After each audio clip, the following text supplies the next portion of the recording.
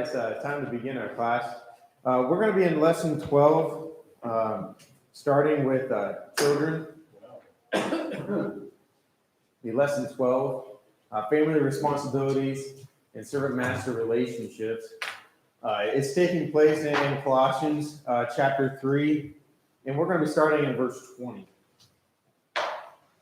Colossians chapter 3 and verse 20.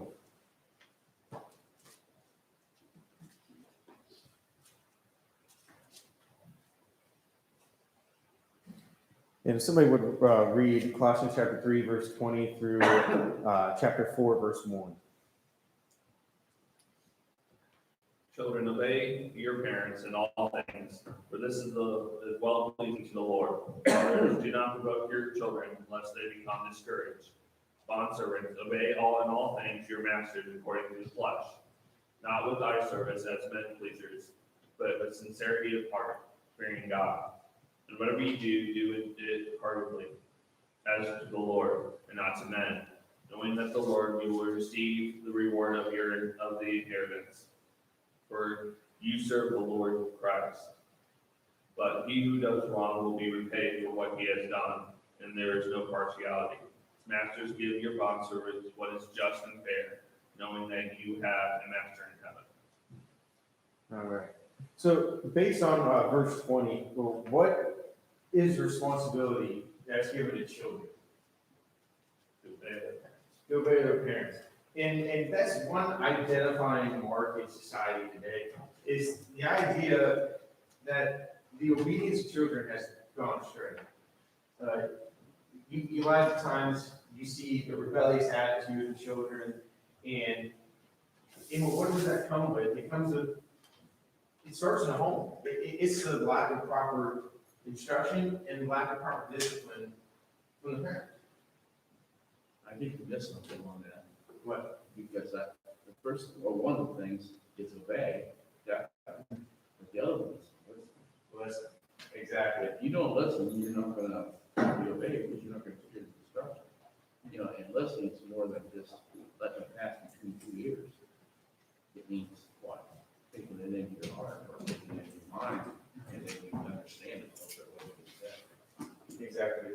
Yeah, and that gets down to one of the points was what is defines obedience? It's to listen, to hearken. It's to submit, to the direction of their parents. Right? So you talk about listening. Well, in order to obey, you need to listen to what the commands are that are being given to you, the instruction for your parents, because the proper responsibility of parents to their children is to teach them right and wrong. Right? That's one of the things we use to contradict. Did you like it? What, being instructed? Well, I mean, it had its moments. To be honest, I didn't really start appreciating it until I went to college, and you start really seeing the impact your parents have on your life from children. When you start facing real life situations, you start seeing, well, that makes sense. When dad taught me I needed to do this. Mom said I needed to be like this. What did you see? Well, oh man, now you're making me really dig. Well, I'm just serious because it's just, it's The biggest thing I started seeing, to be honest, and not just since we're in church, your Christian values that you were taught as a child. I started seeing the impact that I had in the way that I was taught on how to treat people, how to respect authority, how to, be moral in my life. That really started affecting what I was with my instructors in school, my friendships. When I started to get into the job field, you start seeing how, especially being in construction, you start seeing the impact that your boss has with you, and the way he views you more than he views other people. Why? Because he knows that you're not, when you leave work, you're not going out, you're not partying, you're not drinking. He knows that you're not getting yourself in trouble. Those values that you have as a Christian that you were taught from your parents really impacts the relationship you have with the world. And that's the biggest thing, besides, you know, learning different trades, learning how to care for yourself, you know, learning. The Christian values really overthrow all those. So you say is these kind of things, they trickle down in everything that Yes. you do, you know, to some degree. How the Old Testament story of Joseph relate to this one? Joseph was a young man, and sold into slavery. Oh, yeah. You know, when you look at it, But how do you overcome? how do you overcome slavery? How do you overcome? Yeah, I mean, you read the story about how he overcame the situation he was in. Well, yeah, when you look at he cling to God, he never forsake God, his goals. In order to do that, then you do what? You do what's right. I mean, Didn't mean to get you off track, but you know, you brought it up, and I think of yeah, you're good. In the book of Proverbs, it says, bring up a child in the ways to go, and when he's older, he will not depart from it. Yep. Larry over here, I know, has seen that verse work. I am a living example of that verse working. My mom brought us to church. Every Sunday, every time the doors open, we were there. She made a point that we were. And at the time, you know, you're a teenager, and you go, you know, I got other things I think, I better not go today, blah, blah, blah. But she, you know, I guess I should say forced. Because, but, you know, and I didn't really realize then, but when I started having my own children, then I started realizing the importance of that verse and what my mother had done for me. So I tried to pass that on to my children. And so it works. We've seen it work. We've seen it work. Look at Timothy in his life. Pardon me? Look at Timothy in his life. He Yeah. was raised by who? His mother Right, and his exactly. grandmother. Good example. Sure, yeah, let's turn to. Sorry, I didn't mean to. No, yeah, you're good, because I was gonna say, let's turn to Proverbs chapter 1, verse 8 and 9. Proverbs, you say? Yeah, Proverbs chapter 1, 8 and 9. Is that what I was just talking about? Yeah, I kinda, sort of, 7, 8, 9? the, Is that what you said? Proverbs chapter 1, 8 and 9. Oh, 1. Yeah, Proverbs chapter 1. I don't think it's the exact verse you're saying, but it was one of the verses I have written down. And it says, "Hear, my son, your father's instruction, and do not forsake your mother's teaching. Indeed, they are graceful wreath to your head and an ornament above your neck." Is that kind of what you're looking at? Yeah, that's, it says mother there, this mother, that's pretty nice. Yeah, and Father and mother. yeah, how many times do you see, you know, children going through, they choose one parent or the other to listen to, you know?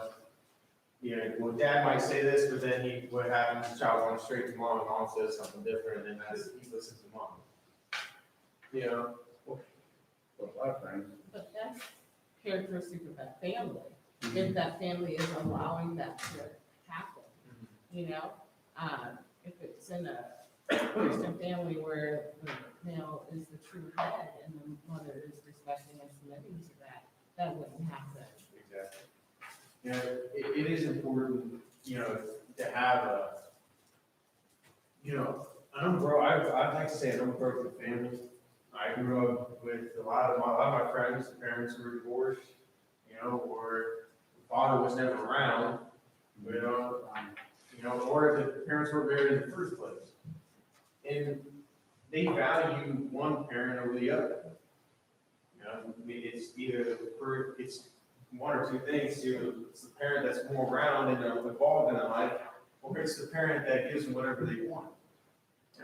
Proper instruction, proper, you know, I would just say, you know, if it wasn't for the discipline of my parents, I would have never been, you know, as I should say, respectful at times as I was. you know? And like you were saying, the father is the head of the house, but does that mean for the children just to disregard the instructions of their mother too? No, especially in this verse, it says, hear my son, your father's instructions, and do not forsake your mother's teachings. Your what mothers teach you are just as valuable as what your father teaches you. Well, how did Timothy come about, grow up? Well, like you said, he was raised by his mother, and Did you say that one? he brought it up. So, I mean, Going back to, someone said this about, I think it was Larry, about you have to obey, your parents and you have to like hear. And that's the common theme of Proverbs.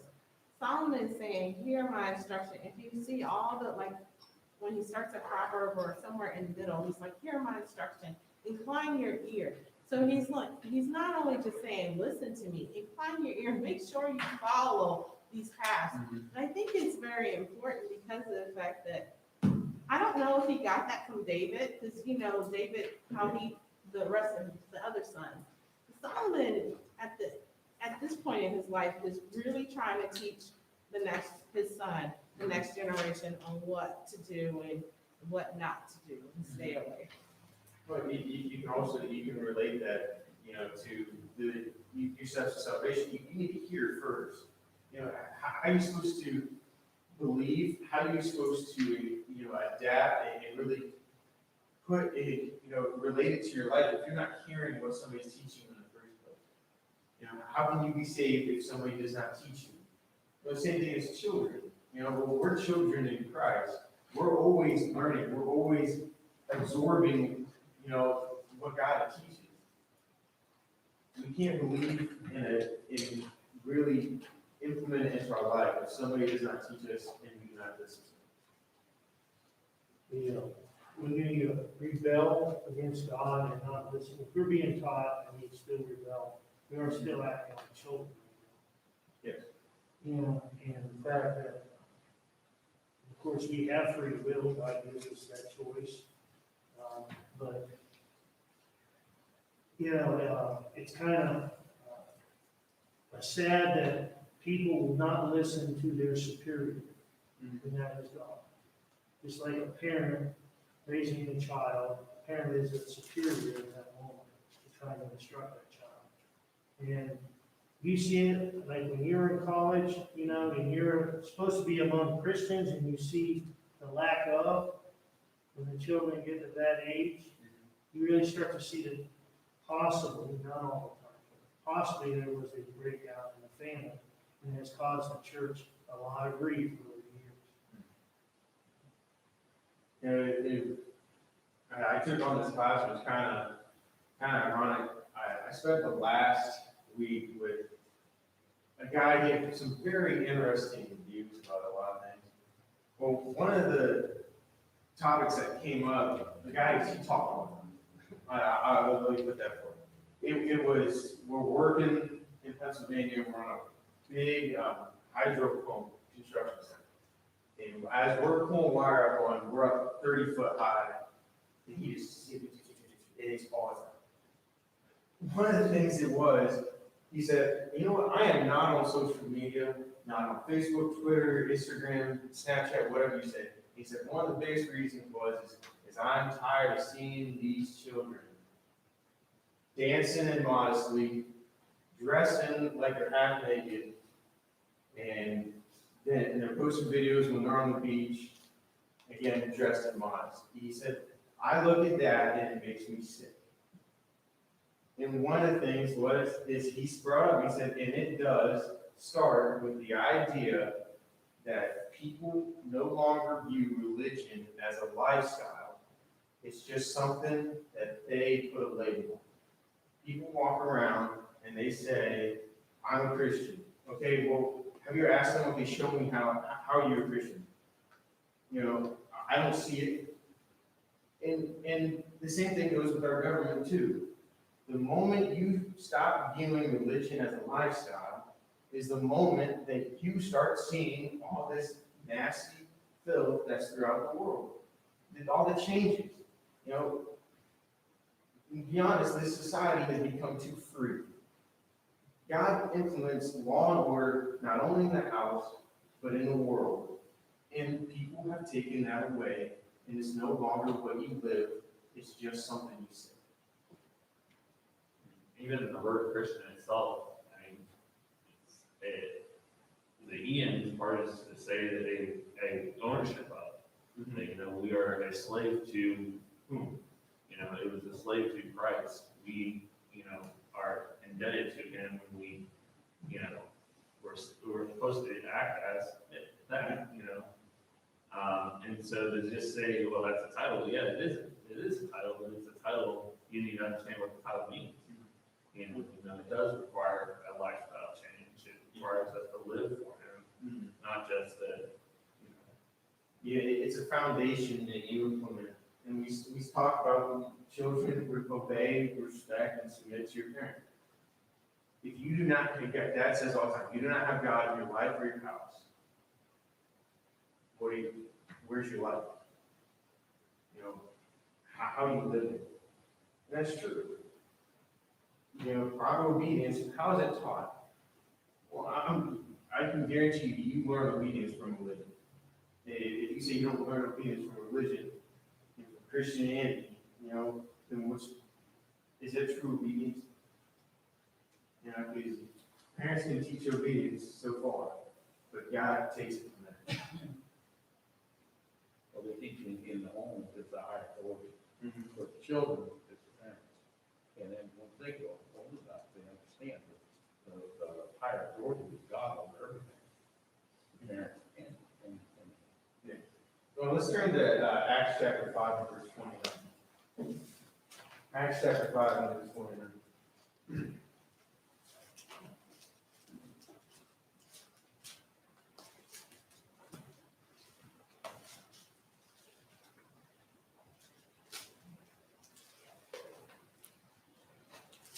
You say 529? Yes. Somebody want to read that? Then Peter and the other apostles answered and said, "We ought to obey God rather than men." So we're talking about obedience. You know, I mentioned, you know, obedience, you know, through Christianity. You know, we need to value God over man. You know, we're not, so if we submit to God, we're going to submit to our parents as well. Well, yes, because God values and tells you, children obey thy father and mother. He said it from the beginning of time. So we need to first choose your God.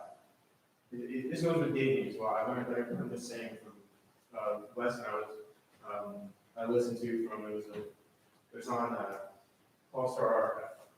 He said about dating, you need to first choose your God, then choose your mate. Same thing is in your family. You need to first choose your God, and then establish that with your family. You know, in Ephesians 6 and verse 1, it says, "Children, obey your parents in the Lord, for this is right." And so, God is the supreme teacher of all things. Obviously, we all have to submit to Him. And, you know, it's almost, it frustrates me in a lot of ways, because people have all their problems and all their troubles, whether it's children, whether it's parents, whether, you know, the family unit. And the last thing they do is if they do it all, is go to God. Yeah. They don't establish themselves, they don't train themselves, they don't take in, you know, whether they're Christian or not. I mean, obviously, if they're not a Christian, if they start looking to God, they will hopefully become a Christian and, you know, get their life straightened around. But especially within the church, I've seen parents taking worry about their scores in school rather than their studies in the Bible class. You know, what's that teaching? That teaching that your beliefs, your religion is secondary. Yeah. And so we, you know, children that obey their parents in the Lord, for this is right. Well, it teaches the submission, because we have to submit to God first. We got to submit to God in our society. We have to submit to an employer. you know, when we work, I mean, there's just a lot of avenues that goes along here to make us productive Christians, because, and I'm gonna talk about this in my sermon this morning, is the idea of being that light. The world is walking around in darkness, and they're bumping around into things and doing all kinds of craziness. But when a Christian gives off the light of Christ, he shows them the path. Now, whether they choose to take that path, you know, that's up to them. But the same thing with the child, and like Mark was talking about, training the child Yeah. to do what is right, he shall not depart from it, right? Yeah, and I got that verse right here. Go ahead. And then I'll take My wish to go on along with what you're saying is Proverbs chapter 22 and verse 6. Proverbs chapter 22 and verse 6. And it says, train up a child in the way that he should go. Even when he is old, he will not depart from it. Yeah. You gonna say something? I said it works. It works. Yeah, and that's true. You know, we talked, you know, I mentioned in the beginning, you know, I didn't really start appreciating, you know, and really understanding what things, what value I've learned from my parents until I started getting out on my own.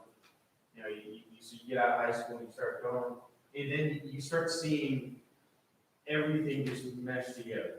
Everything that they teach you, because you've been relying on your parents ever since, until you move out. You know, your parents are responsible for you.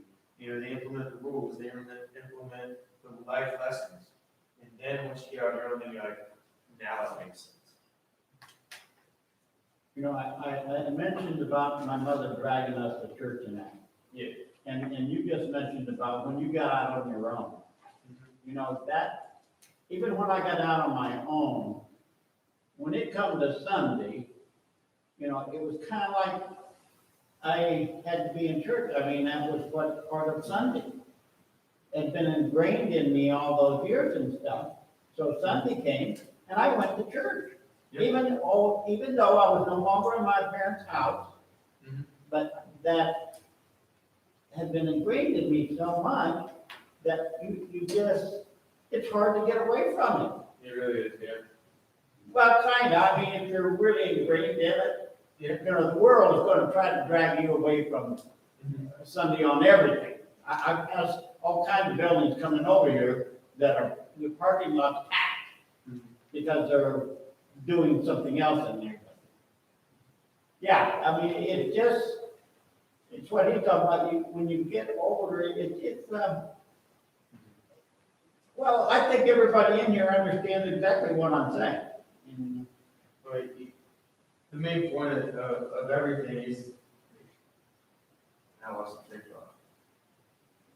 Is the idea that I really want, it was there and I was going. Are you getting old? What? Are you getting old? I guess I am. It was, I had what I was gonna say, and I was gonna move on to, you know, the next thing was fathers. What? Can I say something you can think about what you Yes. said? Go for it. I was brought up in the church and I was dragged to church every Sunday, Wednesday, and every time the doors were open. Yeah. When I got out on my own, No. I mean, I did go, but there were a lot of times that I made excuses not to go because it was the rebellion in me. And it was more of the, that's what mom and dad always said, or that's what mom said, really. And, you know, I had to figure it out on, even though I had been taught, I taught classes, I was a team helper on the church bus, I went out on Saturdays and, you know, recruited kids to come on in and we'll teach you, and I did the Bible thing all the time. When I got out on my own, it was like, is that what I really believe? Yeah. Or is that just what I've been fed all my life? Of course, you know, I grew up and understand that is the truth, but there's a lot of people who just take, that have been grown up in the church and just take their parents' word for it, and they don't study for themselves. And so sometimes they'll go away, but they still have that in the back of their head. But, and so so Proverbs is true, you train them up in the way they should go and they won't depart from it. because it's always in the back of their head. You know, I think, I've seen a lot of things, especially people, right after getting out of high school and things like that, especially with all my friends. You see people go through that rebellious phase. And like you said, you end up almost always turning back to what your foundation was. Could that be the fact that maybe parents provoke the children, Yes. which is kind of the And next then the thing? next thing, exactly. And, you know, it's like, I was reading about this and studying about this, and one thing was said was when we discourage the children, they will most likely become hopeless, giving up all effort to obey and reverence. Sounds like a lot of the kids that rebel. I mean, you know, possibly, maybe, as much as a parent wants a child to take and be faithful to the Lord, they're taking and discouraging the child in the process. Yes. I believe that's absolutely true because I'm one of 7 children. And 3 still go to Church of Christ, still believe in what we believe. And my dad used to quote that, "Children, obey your parents," and he sure did leave out the rest of it. So, and then he would provoke. You know, the idea with that, it don't make any difference if it's all your children or if it's just 1 or 2 or whatever. They fall away from church and don't live the lives they should. A parent takes that in themselves and they feel that responsibility that they feel to carry out. And, you know, it's something that you think about a lot. If you got children, and especially if they're around, I mean, all the things in your mind, goes through your mind, failures and whatever, and you live with those things. And you live with the idea that if your children are not faithful, you can suffer for that. You know, and, you know, another thing that I'll say to parents, when parents have children, you know, of course, God gives us a handbook that they can be able to know how to treat them and how to do them. Most people don't understand. Let's turn to Ephesians chapter 6 and verse 4 as we can move on here. Ephesians chapter 6 and verse 4. And you, fathers, do not provoke your children to wrath, but bring them up in the training and admonition of the Lord. And it says fathers, listen, I think it was mothers too. You know, one, because there's a time there, most of the time I've heard dad more than I did mom. But there's times mom brought out that more school, and I'm telling you, you start running a little bit, you know? So, But you're talking about this. yeah. Well, start to get up. And once you get to teenagers, then, but, you know, then you get bigger than mom, but. You need to understand, it's not just the fear, the affection, but there's a lot more respect there as they get older, you know. My boys are all bigger than I am. I mean, I always felt I could handle the situation up to a point. Yeah. But, you know, it comes to a point that you're telling them to do something, or you're asking them strongly to do something, and they're bigger than you are. And you're gonna look at you and say, "Oh, I don't think so." But if they do respect you, they may first, you know, be like the one son that was told to go off the field and then he repented. Yeah. That's the way sometimes it happens. Yeah. They get to thinking about it, and then they come back and they do what they're supposed to do. To look for them, going forward, but yeah, I get it.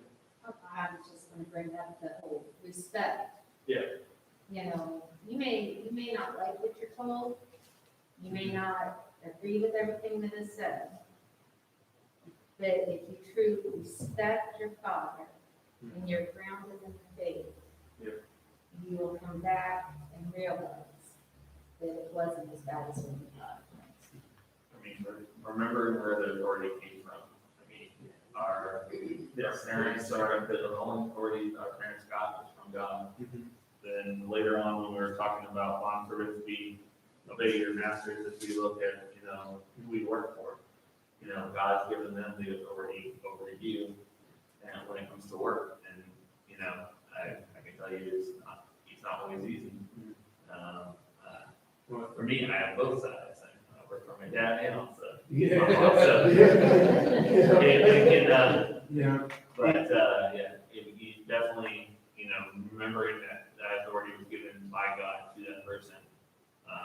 And if we want to glorify God, show, you know, the glory of God and what, you know, He's able to do in our lives, we need to be, you know, obedient in those things.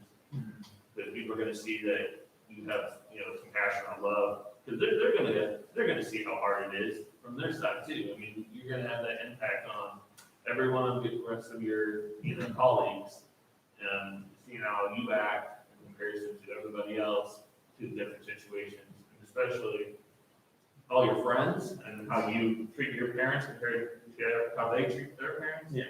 Even if it's in a situation that's different, you know, you're gonna glorify God and, you know, be obedient to those people. Children are absorbed so much. I see, you mentioned a good point. I see children disrespecting parents a lot. And I mean, older children, and people that should know them, and they still disrespect their fathers, or especially the fathers. But I'm just saying that, and we often think, if we're a child and we're doing this, we often think about, you know, when we disrespect them, we're disrespecting our father. Because it's his law, which that father in position. And Pilate, and Jesus said the same thing to Pilate, you know, you will not have authority unless it's given from you above. You know, God gives all authority to everybody. You know, that He, through His word, you know, and the biggest thing was through parents. You know, parents have the ultimate authority, and you need to respect it. You know, if the father has, down through the years, not shown that he, you know, maybe he's done things that are not respectful, how do you still treat him? You still treat them as He has The blame authority. is still there. Yeah. Justin, I don't know if you've ever heard the story, but, me and all my siblings were raised in the church. And my brother Eddie thought, he didn't like what he was being told because he wanted to keep into his girlfriend, and he was doing a lot of sinful things. And one night, my dad called him out on it, and he didn't like what he was being told, and he took a swing at your grandfather. I think her. And your grandfather said, okay, you want to do this? All right. So they stepped outside, and Eddie swung at him again. What did your grandfather do? He threw one punch, and it was done. Eddie ran away. He moved out and did what he wanted to do. Now, was that respectful to a man that was raising him to be a man? No. And, you know, the thing is out of 5 children, I'm the only faithful Christian. I respect everything my parents said, but you have watched your aunt and uncles, they don't respect their parents. No. And it wasn't that they weren't taught the exact same way I was taught. They just did not respect the authority that was in the home. And you have to have that foundation, and you have to be rooted in that faith to show the ultimate love and respect that you should to your parents. And the same thing goes, if you have a disagreement, and the parents will respect you as long as you respect them. Just like the Bible talks about how the woman's supposed to be submissive to her husband, and the husband's supposed to love the woman, his wife, like the church. It also says for the children to obey their parents in the Lord, and then it gives the parents who are in control or over them, whatever, how to treat their children as well. And it says not to provoke them to wrath. Yes. And I think that's a big difference. You know, you can, well, I'm your dad, or I'm your mom, I can do anything I want to. No. No. And if you have that attitude, you will lose them. Yeah. If you have a loving attitude, you have a better chance at keeping them. Yeah, it kind of hit on what you were saying. It said parents to be careful lest they become discouraged. Children who are harshly handled easily lose heart. The duty of a parent is not only discipline, it's also to the encouragement. And discipline and encouragement must walk hand in hand with each other.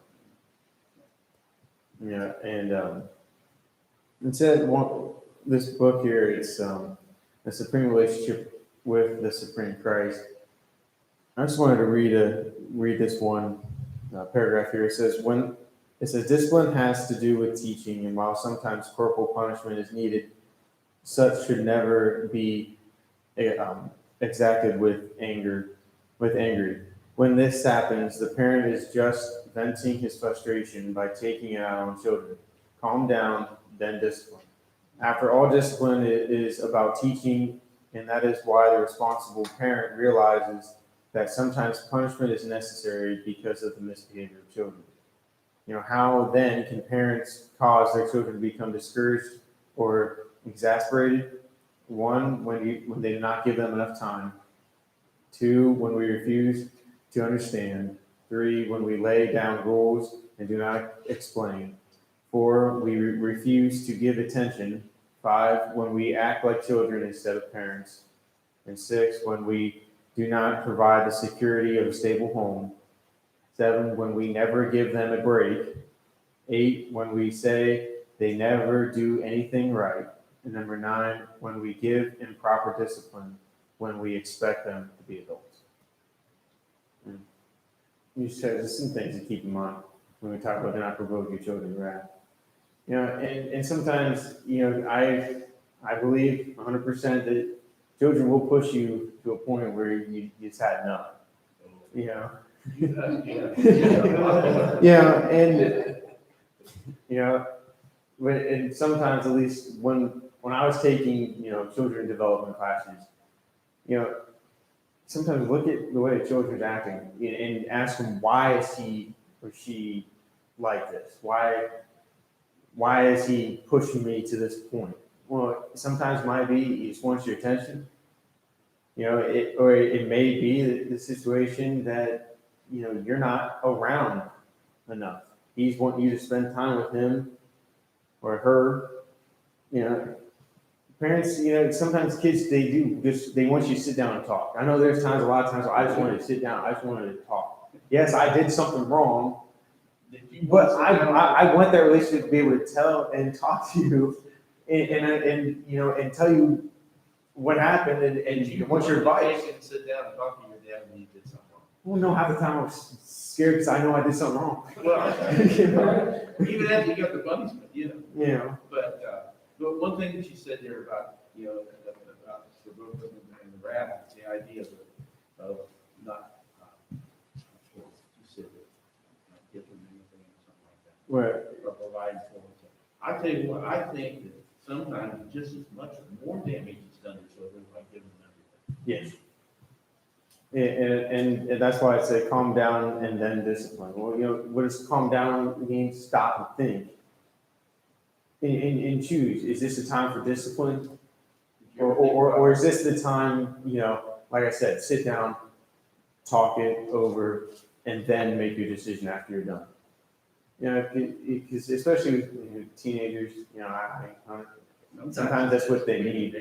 Is just that guidance. Guidance works just as well. But at the same time, you can't be so lenient at the point where I've seen a lot of people, you know, the kids that's how they become gripped with us, is because you give them whatever they want, rather than them being obedient and understanding. Well, kids, we see a lot of it in today's society, is how much of it is the children, they're not getting the attention they need, so they think, well, anything I do will get their attention on me. Mhm. So they go out and do some really stupid stuff. Yep. But a lot of that's from broken homes to parents are overextended in their own lives or whatever. But in a Christian home, if a child's acting out to get positive reinforcement, we have to ask ourselves, what are we doing wrong? Mhm. Did we do something wrong? Are we not doing what our godly duty towards our children for them to be acting out so outrageously? And again, I mean, I learned some patience. But at the same point in time, you know, it's not easy being a parent, and it definitely is not easy being a kid in today's society. I don't think it was easy being a kid, then You know, Well, yeah, one thing I did, well, I wrote down when I was reading a lot of this, is, and you guys you really hit the point of talking about respecting authority, and then especially when it comes to discipline in many ways, is if you don't respect, if a child is not trained to respect authority in the home, how is he going to respect authority in the world? Yeah, and yeah, you see it especially in the workforce, 100%. You know, you can tell who was raised differently than others. Yeah, because you know, authority does not just lie in household.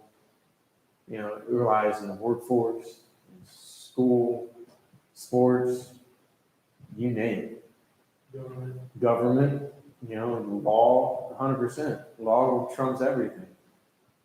Yeah.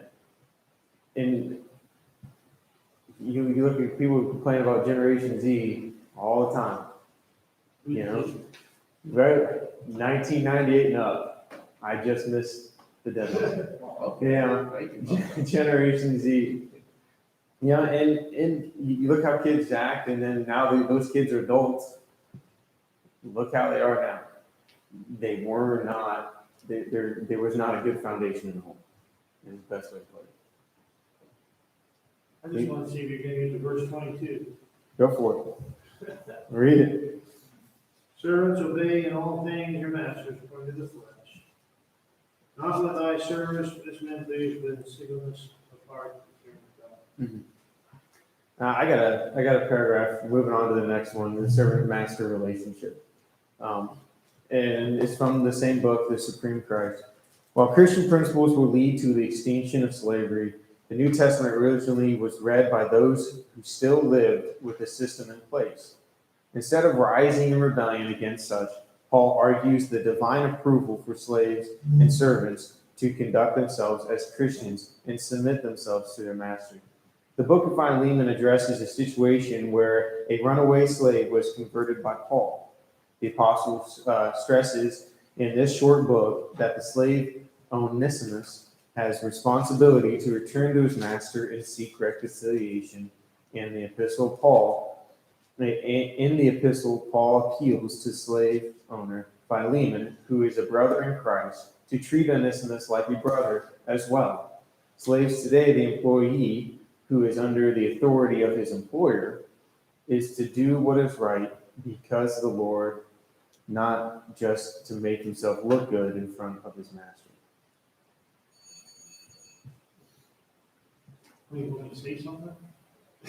Go for it. Well, I just looking at, first of all, this is not the Bible, slavery. We need to make sure, that's kind of what some people think. But what it does say, exactly what you read there, is just like anything else, the Christian is working within the parameters of the local government law.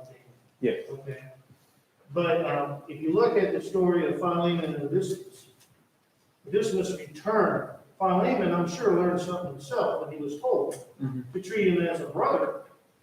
You know, and I'm sure that, you know, probably made an impact. I would imagine it made an impact on Philemon. Yes. And his attitude towards the people that he had under him. Now, the Gospel Advocate commentary, which I got this from, says this: God breathed into them a spirit which softened their harsh features and generally prepared them to see the evil of such a thing. You know, so, you know, obviously, it's wrong. Okay, everybody will agree. But during that time, they had to live in that kind of society, and a Christian deserves a slave deserves salvation just as much as the master. Yeah. And I think it's really great that Philemon was given to us, that book. Yeah. To- So short. It's a short, but it's a wonderful book to show that God is not a respecter of persons, and that, slave or master, whatever, they're all equal to God, and if both are Christians, they have to act as such. Throughout this whole second half of lesson 12, is we can see that the biggest thing that we learn from this, even learn from children, because you learn a lot from children just as much as you learn from adults. The idea of obedience, and that's what goes along with the servant master relationship. As Christians, we are servants of Christ. And that's what we look at. What do servants do? They're supposed to obey their masters. And as Christians, we need to hold fast to a religion that we say we believe in and be obedient to it. And that's why I like how Paul and what he says here is the idea that as he says that Onesimus needs to return back to his master. Onesimus left. As Christians, we have fallen away Christians. And what's their duty as servants to Christ? Come back in every way possible. And what's our duty as Christians is to help them. And our master is always righteous and merciful to forgive us, even though sometimes we do not deserve the forgiveness that we have. And that's the biggest thing. Next point is the slave's new freedom in Christ does not lose him from his responsibility as master. Whether his master was a Christian or a pagan, Christianity must make him a better and more efficient slave. Christianity never in the world offers escape from hard work. It makes a man able to work and still hard. I'd like to end out, close. Yes. Is what Paul wrote in 2 Timothy 3:16 and 17. Mm-hmm. All scripture is given by inspiration of God, is profitable for doctrine, for reproof, correction, and instruction for righteousness, Mm-hmm. that the man of God may be complete, thoroughly equipped for every good work. Yeah. All the writings we find in the New Testament had to deal with every personality, every person that is on the earth, whether you are bond or free, whether you're a man or woman, or whether you're young or old. And so that the scriptures are dealing with everyone. And we wonder, well, why would they bring that out about slaves and stuff like in the Bible? Because there were slaves. It's a reality. There are slaves today in this world. Mm-hmm. So they need to understand that God has put instruction in here for each group of people that they can be able to understand. They can say, One thing I want to bring up, we are in my last few minutes here.